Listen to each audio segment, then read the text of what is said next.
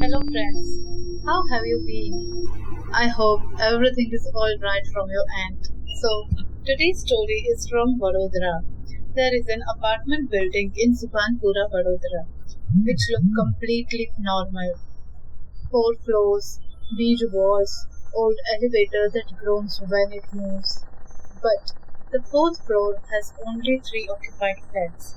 Flat 402 has been locked for 6 years, and nobody talks about why. Until Rohan Mehta moved into 403. Rohan was a software consultant who had just relocated from Ahmedabad to Vadodara for a project. He didn't believe in ghosts. He believed in logic. Flat 403 was affordable. The broker casually mentioned, "Flat next door is empty. Owner passed away long back." That was it. No drama, no warning. The first week was peaceful until the elevator started stopping at the fourth floor every night at exactly 2:40 am. Rohan first noticed it when he stayed up late working. At 2:40 sharp, ding! The elevator stopped at his floor. He heard the doors open, but no footsteps followed. After 10 seconds, doors closed. Elevator went back down. He assumed someone on another floor pressed the wrong button, but it happened every single night. Same sound, same silence. One night, after the elevator stopped, Rohan smelled something strange in the corridor. Burning incense, very strong, like someone had just performed a ritual. He stepped outside. The corridor light flickered. The smell was coming from flat 402, the locked flat, and he noticed something else. There were fresh scratch marks near the bottom of the door, as if someone inside had tried to claw their way out. The next morning, Rohan asked the society watchman, an old man named Prakash. Prakash went silent. Then he said, "The lady in 402. Her name was Bhavna Shah. Ahmedabad was her hometown. She had moved to Vadodara after marriage. Her husband worked night shifts. One Navratri night, 6 years ago, neighbors heard loud arguments from inside 402. Then silence. At sharp 2:40 am, the elevator camera recorded Bhavna entering alone, but she never exited. The next afternoon, her husband found her inside the flat, dead. Police called it suicide, hanging from the ceiling fan. But there was one problem. The post-mortem report estimated time of death was 2:30 am, 10 minutes before the elevator camera showed her entering the building. That night, Rohan couldn't sleep. At 2:39 am, he stood near his door, waiting. 2:40 am. Ding! Elevator opened. This time, he heard footsteps, slow, dragging. They stopped right outside 402. Then, 3 knocks from inside the locked flat. Not outside, inside. Rohan froze. Then he heard something worse. A woman whispering, "Let me out." The next day, Rohan convinced the society chairman to show him old CCTV recordings.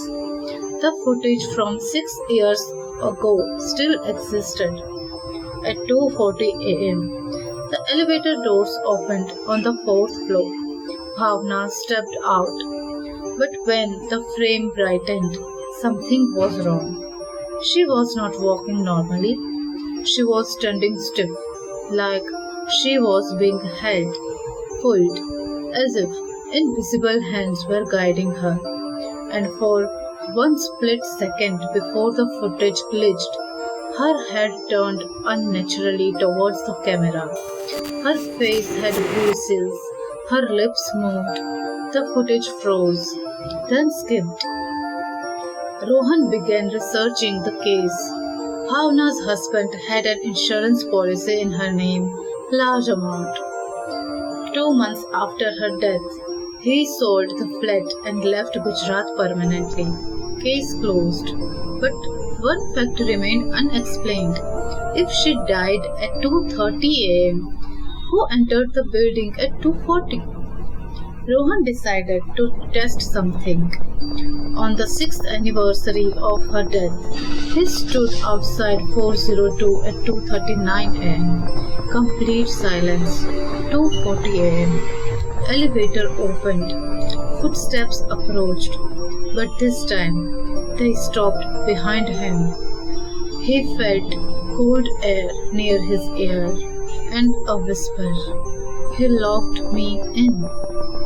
Suddenly, 402's door rattled violently from inside, as if someone was banging against it.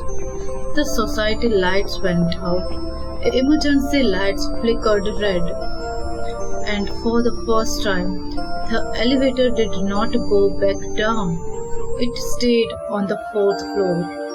Doors open, waiting. When power returned, everything was normal. But 402's lock was broken, hanging loose. Police were called. The flat was opened. Inside, dust everywhere, except for one thing. On the wall, written with fingernails, 2:30. Police reopened the case, re-examined the timeline.